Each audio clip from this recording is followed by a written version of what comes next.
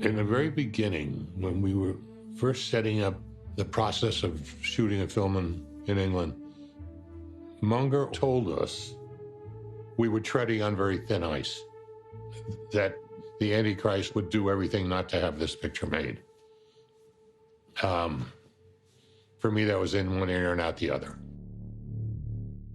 Hello and welcome to another episode of the Curse Productions podcast.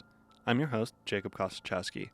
Today we'll be talking about what might have been one of the most cursed films of all time, 1976's The Omen. If you know this film, then you most likely know the story of what happened behind the scenes and why people think that there was a genuine curse on this production.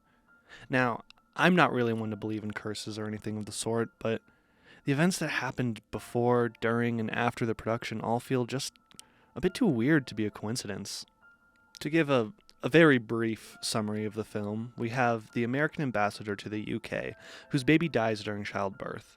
The hospital chaplain convinces our main character to adopt a newborn whose mother died in childbirth. He does so, but he doesn't tell his wife. 5 years later, mysterious things begin happening in their lives, and a priest warns the family of their son's origins, hinting that he may be the Antichrist. You can presume where the film goes from there, and I won't say too much more because this is actually a pretty great horror flick, and I think you should give it a watch if you haven't before.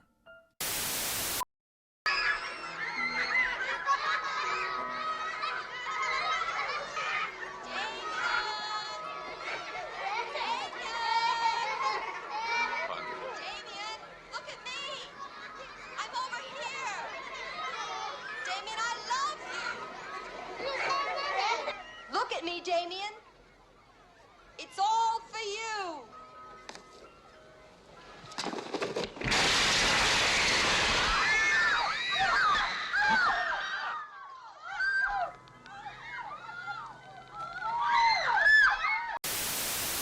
Originally, Bob Munger, who was an advertising executive, pitched the idea of a film about the Antichrist to producer Harvey Bernhard.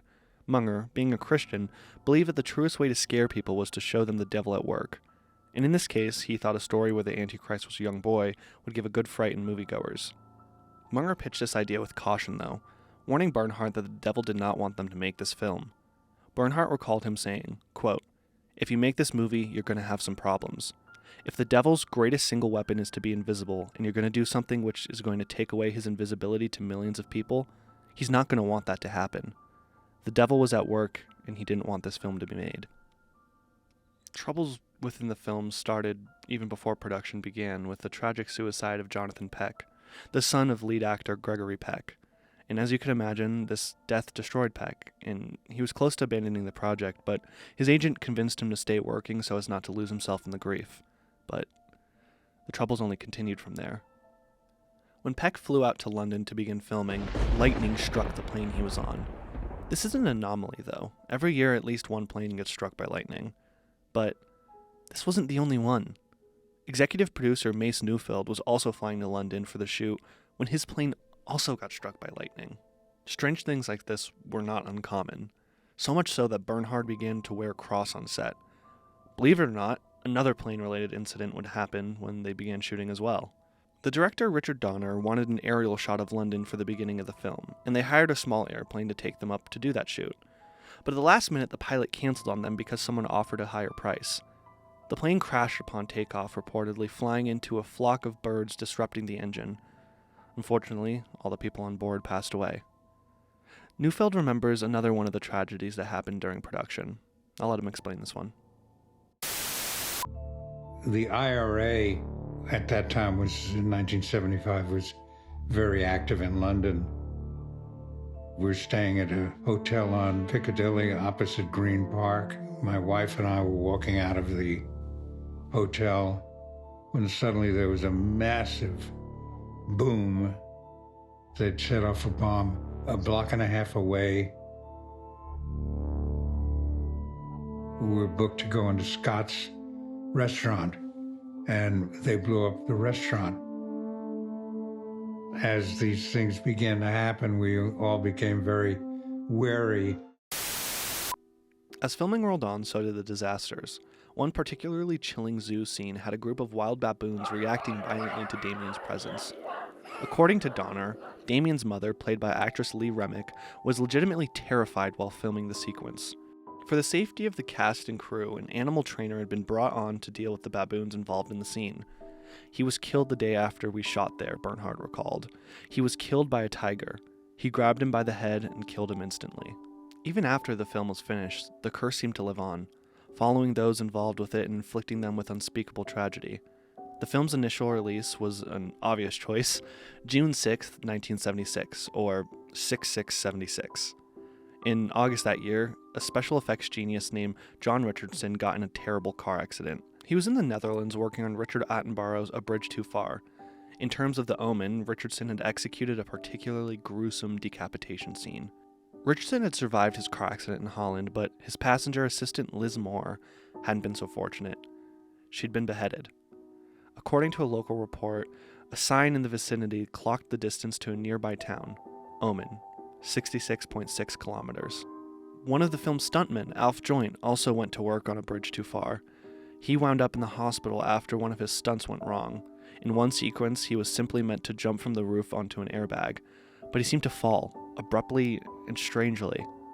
When he woke up in the hospital, he claimed he'd been pushed by something.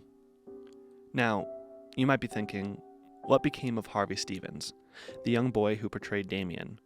He seemed to have completely vanished. Back in 2001, AMC premiered a 90-minute documentary called The Omen Legacy. The piece rehashed many of the aforementioned stories and included interviews with the original cast and crew. Stevens was nowhere to be found, though. I saw him 9 years ago, Bernhard said at the time. He was handsome and a wonderful boy. He was tall and he was rather beautiful. It was the only picture he ever made. Kevin Burns, an executive producer for the special, even went as far as to hire a private investigator to get a hold of the former actor. I am sure he is still around out there. We really tried to find him, Burns said. Now, Stevens did eventually come back into the spotlight back in 2006 when they created the remake of the original film. He returned in a short part in this remake, and it's nice to see that he was at least able to make it through this insane production. What in God's name are you talking about? Your son, Mr. Thorne. The son of the devil. He will kill the unborn child. Then he will kill your wife. And when he is certain to inherit all that is yours, then, Mr. Thorne, he will kill you. That's enough. And with your wealth and power, he will establish his counterfeit kingdom here on Earth, receiving his power directly from Satan. You're insane. You'll see me in hell, Mr. Thorne. There we will share out our sentence. That was this week's episode of Cursed Productions. I hope you all enjoyed learning a little bit about this movie, Cursed by the Devil. I'm Jacob Kostachowski, and you can find me on Instagram at Cursed Productions or Twitter at CursedProdPod. Now, was the Omen curse real? Was it all coincidence? Only the devil knows. I'll see you next time.